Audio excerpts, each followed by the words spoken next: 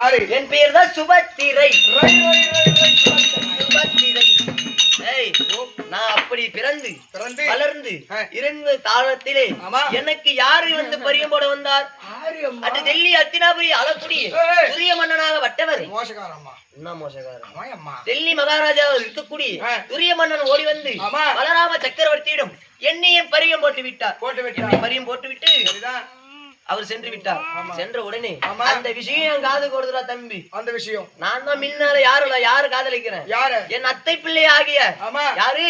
அத்தை பிள்ளை ஆகிய அர்ஜுன மகாராஜனை காதலித்துக் கொண்டு வருகிறேன். எப்படி? அர்ஜுனரை கல்யாணம் செய்ய காதலிச்சிருக்கேன்.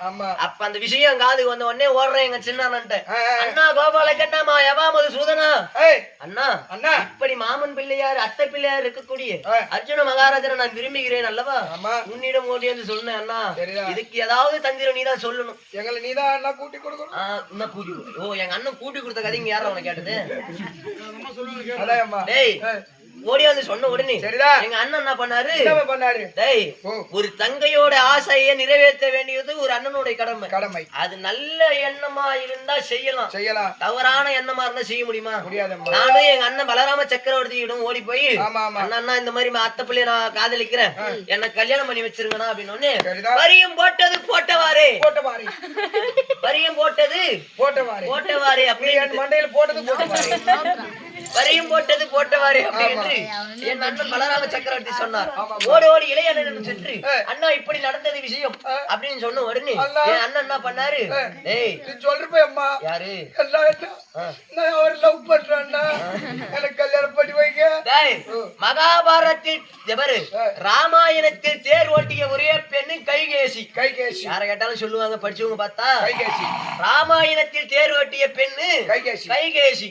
இந்த பாரதத்தில் தேர் ஓட்டிய ஒரே பெண் இந்த சுபத்திரை. பாரதத்துல யார் ரதம் ஓட்டிய ஒரு பெண்ணுன்னா அந்த சுபத்திரை தான். உன் பேரு கேட்டா எப்படி தெரியும் வருது? எப்படி? அம்மா பேர் என்னடா? அம்மா பேர் சுபத்திரை. சுபத்திரை அப்படி அண்ணன் சொன்ன உடனே இதான கைதா அப்படின்னு சொல்லிட்டு கைதா அப்படின்னு சொல்லிட்டு அண்ணன் சொன்னாரு. அர்ஜுனனும் ஓடி சென்று மாமனாக விளங்கக்கூடிய அர்ஜுனனும் ஓடி சென்று நாளைக்கு பர்வதகிரி மலைக்கு பூஜை செய்யறதுக்கு நாங்க போறோம். நீ என்ன பண்ற? அங்க ஒரு சாமியாராக வந்து உட்காரு அப்படின்னு சொல்லிட்டு அண்ணன் வந்துட்டாரு. அடுத்த நாள் காலையில எங்க குடும்ப அண்ணன் பலராம அண்ணனோட கொண்டாட்டி, கண்ணனோட கொண்டாட்டி, சின்ன அண்ணனோட கொண்டாட்டி எல்லாம் ஜோடியா போறாங்க. நானு எல்லாம் கும்பலா போறேன் தம்பி. பொங்க வைக்க போன உடனே அங்க என்ன நடந்தது? ஐவரை யாரே அர்ஜுன பெருமான் வந்து அங்க அமர்ந்துள்ளார். எப்படி ஒரு சோகியாக அமர்ந்துள்ள போது எங்களிடம் யாசகம் கேட்கும்படி கேட்டு என்னை உன் வீட்டிற்கு கொண்டு சென்று என்ன உபசரிப்பாயாக அப்படின்னு ஒரு சாபத்தை அளிக்க நாங்க அங்கிருந்து பல்லாக்களை கட்டி பலராம சக்கரவர்த்தி பின்புறமாக தூக்கி சென்று வருகிறார். கண்ணனாகப்பட்டவர் பின்புறமாக தூக்கி சென்று வருகிறார். தம்பி தூக்குனவுடனே நடுவுல தொங்குதுரா. அந்த பல்லாக்கு தொங்குது. நடுவுல ஓடி போய் அண்ணன்கள் தூக்கி செல்கிறார்களே அப்படி என்று நடுவில் ஒரு கையை கொடுத்து ஆணை போல் ஒரு தூக்கி சென்று அரண்மனையில் வைத்து அவரை உபசரிக்க வேண்டும் என்று அண்ணன் சின்ன அண்ணன் சொன்ன உடனே பெரிய அண்ணனுடைய பொண்டாட்டி கூப்பிட்டு ஏமா இந்த மாதிரி உபசரிக்கணும் நீ போறே அப்படின்னு சொன்ன உடனே அதுக்கு அண்ணன் சொன்னாரு. என்னமா என்ன சொல்றாரு? கண்ணண்ண எச்சிப்பட்ட சாதம் முனிவர்களுக்கு ஏற்கொள்ளாது. எச்சிப்பட்ட சாதம் முனிவருக்கு ஏற்கொள்ளாது, சாப்பிட மாட்டாங்க. எச்சிப்பட்ட சாதம்னா பெரிய அண்ணனும் பெரிய அண்ணன் பொண்டாட்டியும் ஒன்னாந்துருப்பாங்க, சின்ன அண்ணனும் சின்ன அண்ணன் பொண்டாட்டியும் ஒன்னாந்துருப்பாங்க. அங்க கன்னி பொண்ணா இருக்கிறது யாரு? இந்த சுபத்திரை மட்டும்தான். கதை சொல்றோம்னா நாளைக்கு இதே வேஷம் நீ ஆனா எப்படி சொல்லுவேன்? நான் இருக்கிறது யாரு? சுபத்திரை. கன்னி பொண்ணா இருக்கிறது இந்த சுபத்திரை. சுபத்திரை நான் என்ன பண்ணேன்? ஐயனுக்கு சாதத்தை எடுத்துக்கொண்டு சென்று முதல் சாதம் வச்சா சாப்பிட்டாரு, இரண்டாவது சாதம் வச்சா சாப்பிட்டாரு, மூன்றாவதாக சாதம் வைக்கலான்னு இப்படி என் கையை இப்படி பிடிச்சா இருப்பாரு. ஐயோ யாரோ எவரோ அப்படின்னு சொல்லி கையை தவறி விட்ட உடனே சுபத்திரை என்ன தெரியவில்லையா? நான் தான் உன் ஆசை மாமன். ஏற்கனவே காலத்திலே நானும் அர்ஜுனனும் ஒரே பள்ளிக்கூடத்துல படிச்சவங்க. அப்ப வந்து அவர் என்ன பண்ணிட்டாரு? நான் கேட்ட மாமா நீ எப்படியா இருந்தாலும் கானகத்திலே இருக்கிற நான் வந்து அரண்மனையில இருக்கேன் உன் ஞாபகம் எனக்கு வந்தா நீ வந்து என்ன பாக்கணும் அப்படின்னு சொல்லிட்டு சொன்ன உடனே அர்ஜுன பெருமான் என்ன பண்ணாரு ஒரு மாய மோதிரத்தை அவிழ்த்து என் கையில இட்ட பொழுது அந்த மோதிரமாகப்பட்டது நான் சொல்லிட்டு உடனே அர்ஜுன பெருமாள் எங்க இருந்தாலும் என்னிடத்தில் ஓடி வந்துருவார் ஆசைக்கு இணங்க அப்படி அந்த ஏற்கனவே காலத்துல அது நடந்தது சாதத்தை வைத்த உடனே சுபத்திரை நான் யார் என்று தெரிகிறதா அப்படின்னு கேட்ட உடனே அப்பதான் அந்த தாடி மீசை எல்லாம் ஊத்து போடுறாரு போட்ட உடனே தான் தெரியுது என் ஆசை நாயகனாக இருக்கக்கூடிய அர்ஜுன பெருமான் என்று அப்பதான் தெரிந்தது அர்ஜுன பெருமான் என்று தெரிந்த உடனே அண்ணன் ஓடி ஓடி வந்து தங்கா சுபத்திரை மணி இப்போது 4:30 மணி 4ஆம் ஜாமம் ஆக போகிறது 3வது ஜாமத்திலே அண்ணன் என்ன பண்றாரு கூட்டி கொடுத்தாருன்னு சொல்றீங்களா இப்பதான் அதுக்கான விளக்கம் என்னன்னு கேட்டுக்கு உங்க அண்ணன் கூட்டி கொடுத்த கதை இப்பதான் வரும் கேட்டுக்கு அண்ணன் என்ன பண்ணாரு ஓடி ஓடி சென்று ஒரு கொரக்காந்தட்டை உடைத்து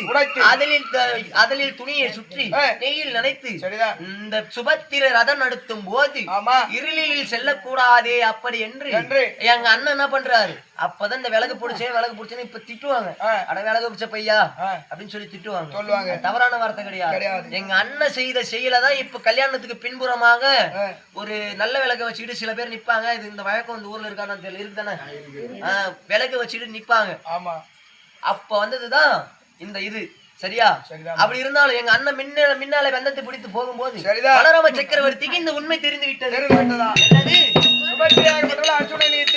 சென்று போய் கொண்டு இருக்கிறா அப்படின்னு தெரிந்த உடனே அப்படி தெரிஞ்ச உடனே ஓடி ஓடி வந்து எங்கள் தலை மீது கையை வைத்த உடனே ஓடி ஓடி வந்து எங்களை கொல்வதற்காக அவரோட ஆயுதத்தை கலப்பை தூக்கி கொண்டு ஓடுகிறார் சின்ன அந்த இடத்துல யோசிச்சாரு அண்ணன் தான் மாய கண்ணனாச்சு ஓடி ஓடி வந்து எங்கள் இருவர் தலைவர் மீது கையை வைத்த உடனே நாங்க கல்லாக மாறிவிட்டீங்க கல்லாக மாறி உடனே அப்பதான் பெரிய அண்ணன் சொல்றாரு கண்ணா ஒரு பெண்ணை வந்து ஒருத்தனுக்கு மனம் முடிக்க பரியும் போட்ட பின்பு இந்த செயலை செய்கிறாயே தவறல்லவா சொன்ன உடனே அப்பதான் சின்ன யோசிச்சு ஒரு வார்த்தை சொல்றாரு நீர் அடித்து நீர் விலகுமா சின்ன சொல்றாரு ஒரு தண்ணியில போயிட்டு இன்னொரு தண்ணி போய் ஊத்துறோம் அந்த தண்ணி விலகுமா விலகாது நீர் அடிச்சு நீர் விலகாது உறவு அடிச்சு உறவு விலகுமா இன்னைக்கு 1000 சண்டை போட்டுல நீ நானும் உறவனா இருந்தோம்னா ஊர்ல 2 பேரு பங்காளி இருப்பாங்க மாமன் மச்சானா இருப்பாங்க ஒரு 1000 மாமன் மச்சான சம்பாரிச்செல்லாம் ஒரு பங்காளி சம்பாதிக்கிறது பெரும் கஷ்டம்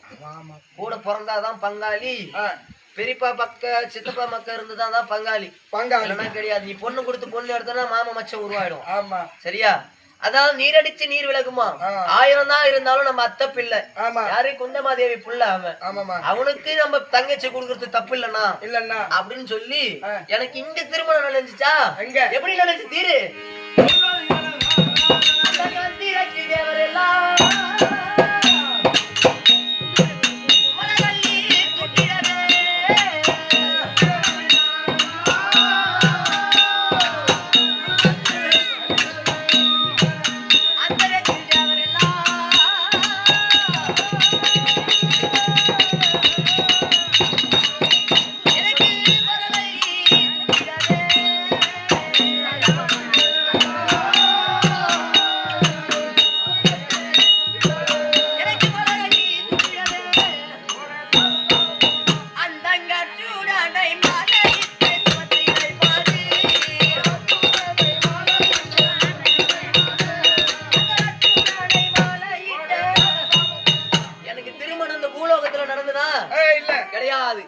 அர்ஜுன பெருமான் யாரோட அம்சத்தில் பிறந்தவர் அப்படியேப்பட்ட இந்திரனோட அம்சத்தில் பிறந்த இந்திர லோகத்தில் தேவர் மூவர் யாவரும் சூழ இந்த சுபத்திரைக்கு திருமணம் நடந்தது அப்பேற்பட்ட அர்ஜுன பெருமானை மணந்து எனக்கும் பிள்ளை இருக்குதா தம்பி பிள்ளை இருக்குடா நான் நம்ப மாட்டேன் எங்க அர்ஜுன பெருமானுக்கு என்ன அழகு அப்படியே 10 அழகு 11 நாம ஜெயம் எப்படி பல்லிலே பரசுவினை மின்னுளும் பின்னழகி முதுகிலே மச்சரேகி பல்லிலே பரிசு வீணை சொல்றா பல்லிலே பரசு வீணை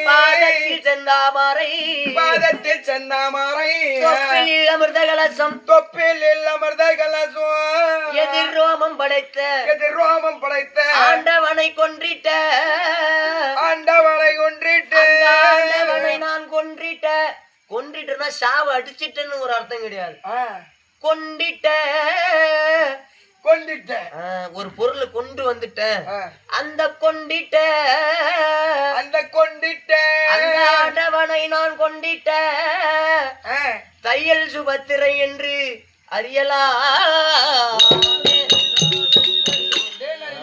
புரிந்து கொண்டேன் தெரிந்து இப்ப கொண்டேன் தெரிகிறதா யார் என்று விளக்கம் சுபத்திரை சுபத்திரை சுபத்திரை அர்ஜுனோட மனைவியாக விளங்கக்கூடிய சுபத்திரை அர்ஜுனனுக்கு 8 மனைவி 14,884 மனைவிமார்கள் அர்ஜுன பெருமானுக்கு அதுல 8 பேர் பட்டஸ்திரிகள் பட்டஸ்திரி நான் தான் தெளிவா சொல்றவனே அசிங்கமா வார்த்தை பேசாத பட்டஸ்திரி 8 மனைவிமார்கள் யார் யாரு அதுல முதல்ல பிறந்தது அக்காவாகிய நாகக்கண்ணி முதல் திருமணம் எல்லாம் சொல்லுவாங்க பாஞ்சாலி தான் முதல் பொண்டாட்டி அப்படின்னு சொல்லுவாங்க கிடையாது நாகக்கண்ணி அண்ணன் அம்மா தான் முதல் பொண்டாட்டி இரண்டாவதாக பாஞ்சாலி மூன்றாவதாக இந்த சுபத்திரை 3ஆம் தாரண்டா நானு சில பேர் சொல்லுவாங்க 3ஆம் தாரம் எட்டி பார்த்தா மூட கதை வச்சுட்டு போடுமா அப்படி சொல்லுவாங்க அந்த மாதிரி கிடையாது 3ஆம் தாரமா ஒரு பொண்ணு ஒரு வீட்டுக்கு வாக்கப்பட்டு வரான்னா